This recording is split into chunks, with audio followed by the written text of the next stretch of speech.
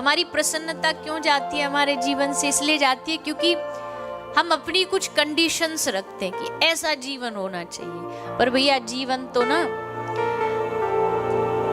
एक किसी ने बहुत सुंदर बात कही, जब तक वो हॉस्पिटल में एक मशीन होती है ना जिसमें हार्ट बीट ऐसे चलती रहती है, शायद ईसीजी बोलते हैं ना, हाँ ईसीजी, तो जब तक ईसीजी ऐसे अप डाउन चल रही है तब तक तो सब ठीक है।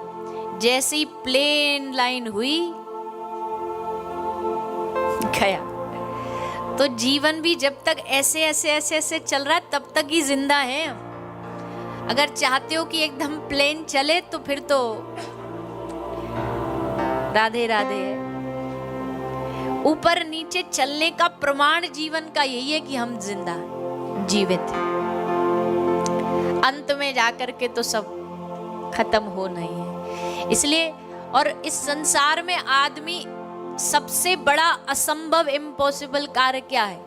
असंभव ये नहीं है कि समुद्र पे पुल बना दिया, असंभव ये नहीं है कि जहाज उड़ रहे हैं। सबसे असंभव चीज है कोई आदमी ये चाहे कि उसके पूरे जीवन में किसी प्रकार का संकट ना आए। आएगा ही आएगा। जैसे आप समुद्र को पार करना चाहते हो तो कुछ छींटे तो गीले तो होंगे ही होंगे, वैसे इस संसार रूपी समुद्र को पार करना है तो इसमें दुख सुख के झोंके तो आएंगे ही आएंगे। हाँ, इतना जरूर है कि जिसने ठाकुर जी की चरण रूपी नाव को पकड़ रखा है वो हंसते हंसते संकट को भी पार कर लेगा प्रसन्नता से। बाकी संसार में किसी मंदिर चले जाओ, किसी गुरुद्वारे चले जाओ, किसी गुरु के द्वार पर चले जाओ, अब ये आशा से जा रहे हो कि ये हमारे संकट हर लेंगे, ये हमारे दुख हर लेंगे, तो ये संभव नहीं है। ऐसा आशा रख के जाओगे भी तो दुनिया में संत कम ठग ज्यादा मिलेंगे। किसी ने कह दिया तुमको कि इतने हजार का कुछ ये ताबीज बांध लो, ये अंगूठी पहन लो, ऐसा कर लो, वैसा कर लो, आप कर लोगे। ऐसा कर लो तुम्हारे दिन बदल जाए। आजकल लोग ना अपने कर्मों से कम घबराते हैं, बाकी दूसरी वस्तुओं से ज्यादा घबराते हैं। शनि टेढ़ा चल रहा है, राहु टेढ़ा चल रहा है, केतु टेढ़ा चल रहा है। हम कहते हैं अरे भैया जा पे कन्हैया की सीधी नजर हो वाके निया दुनिया में कोई भी टेढ़ो चलने वाको कछु ना बिगाड़ सके। एक बार श्री हनुमान जी को शनि देवता आए। शनि से तो सब डरते, शनि की टेढ़ी नजर से। तो हनुमान जी के पास शनि देवता आए, बहुत प्रसिद्ध कथा है। तो हनुमान जी बोले भैया क्यों आए हो? बोले हम तुम पे चढ़ने आए, मतलब तुम्हारे जीवन में शनि का कुछ काल आने वाला है इसलिए आए। हनुमान जी बोले भैया देखो हम तुम्हारी भलाई के लिए कह रहे हैं, हम पर ना चढ़ो, हमारा कुछ ना बिगड़ेगा पर तुम रोगे। शनि देवता बोला ऐसे कैसे, सबरी दुनिया हमसे डरती है। हनुमान जी बोले ठीक है तो आ जाओ पकड़ लो हमारी पूंछ। तो शनि ने हनुमान जी की पूंछ पकड़ ली। अब हनुमान जी की दिनचर्या डेली रूटीन शुरू हुआ। अब हनुमान जी का डेली रूटीन क्या है? सुबह सुबह हनुमान जी अयोध्या से अपने दिन की शुरुआत करते हैं। जहाज मजीरा लेके पूरे अयोध्या का भ्रमण किया। अयोध्या से काशी गए, काशी से वृंदावन गए, वृंदावन से रामेश्वरम, रामेश्वरम से फिर साकेत की यात्रा, फिर वहां से समुद्र पार कर रहे। अभी हनुमान जी तो तेज वेग में चलते जा रहे और शनि पूंछ पकड़ के बेचारे बैठे हैं। और जैसे जैसे ये समुद्र पार करें, पहाड़ पार करें, तो हनुमान जी का तो कुछ ना बिगड़े पर शनि देवता यहाँ वहाँ खोपड़ी उनकी पहाड़ों में लगती फिरे, कभी यहाँ लग जाए कभी वहां लग जाए।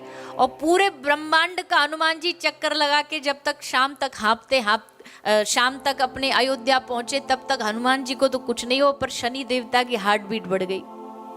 हाथ जोड़ करके शनि देवता बोले हनुमान जी से किसी भक्त के पल्ले पड़ना ये मेरे बस की बात नहीं है। भले दुनिया के पल्ले पड़ जाऊंगा पर आज के बाद कोई भगवान का परम भक्त होगा ना तो उसके पल्ले में ना पड़ूंगा। क्यों? उसका तो कुछ ना बिगड़ेगा, हमारा पूरा खोपड़ी ओपड़ी शरीर फूट जाएगा, हमारे बस की नहीं है।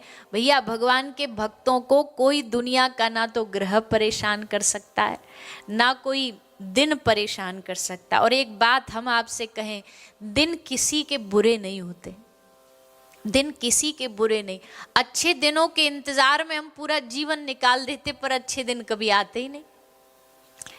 अच्छे दिन कभी भी आते ही नहीं। क्यों? क्योंकि परिस्थितियां तो चलती रहेंगी। ठाकुर जी ने संसार का नाम दिया दुखाल्यम शाश्वतम। यहाँ दुख के थपेड़े पड़ते रहेंगे। एक ही काम हो सकता है, जो जैसा है उसमें आनंद में रहे, प्रसन्न रहे, ठाकुर जी की याद में रहे। बस भगवान की याद में रहेगा तो सब संकट भी आसानी से उसे निकलते हुए नजर आएंगे। तो ऐसे आनंद कंद भगवान, एक को पकड़ने से सबकी सेवा पूजा अपने आप हो जाती है। ब्रज के लोगों ने, ब्रजवासियों ने कोई पूजा पद्धति नहीं जानी, पर ब्रज के लोगों ने एक कृष्ण से अपना मन लगा लिया, प्रेम लगा लिया। उसके कारण ब्रजवासियों की भक्ति को विश्व में सबसे श्रेष्ठ माना गया है। ठाकुर जी का प्रागट्य हुआ, सबने खूब आनंद लिया, गाए नाचे, उत्सव मनाया। बहुत लंबा ये उत्सव चला, कई महीने तक चला। और वाके बाद ठाकुर जी 4 दिन के हुए। 4 दिन के हुए तो इनसे मिलने के लिए, दर्शन भेंट करने के लिए ठाकुर जी के परम मित्र पधारे, बेस्ट फ्रेंड पधारे। ठाकुर जी के बेस्ट फ्रेंड कौन है? शंभो महादेव।